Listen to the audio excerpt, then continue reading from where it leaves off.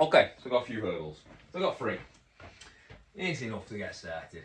Nice and simple. Doesn't have to be hurdles, it can be yoga blocks if you want, it can be something you've got, it can be marks on the floor. You know, it doesn't have to be hurdles. But I like having something to go over. My lad likes doing it with these as well. So all I'm going to do, nice and simple, just checking to give myself enough space to be honest. Oh, so I can do it. And nice and simple, I'm just going to bounce, bounce, bounce. Right? So one way to think about when you're doing it, is try and be light. So rather than bang, bang, you know, like so it's all like separate. I want bounce, bounce, bounce, bounce. That's what I want you to be thinking about, yeah? I want you to think about that. So push into my toes, bounce, bounce, bounce. That's it. So that's our first one, right? Now, if I'll do it this way, if that's feeling okay, you're bouncing, you've done a few of them, you're starting to relax a little bit, you can add a high one at the end if you want, you know, there's all sorts of, you know, you can make this a bit of fun. I'll show you a way to do it without anything additional, just your marks, whatever you're jumping over. So this time what I'm going to do, I'm going to do the same bounce, I'm going to bounce, bounce, and I'm going to turn, and then bounce, bounce, turn. So it's the same thing, I'm just adding a twist into it.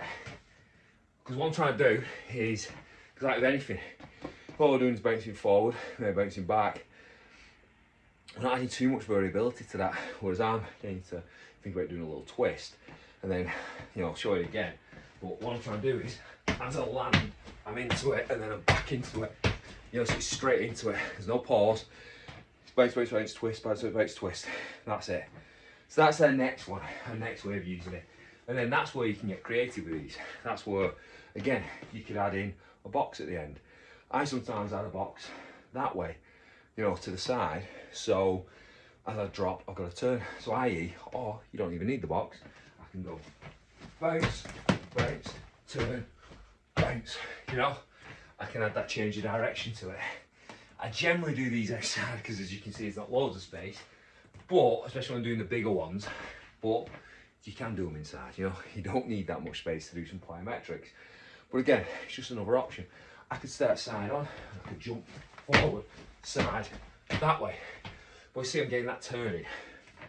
And I want you to be doing some of that because that's going to get you to relax. It's going to build that variability. It's going to develop that neurology.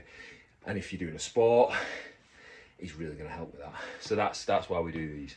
So I'm going to stop it here so I can separate it a bit. But we're going to carry on the work with these 3 hurdles.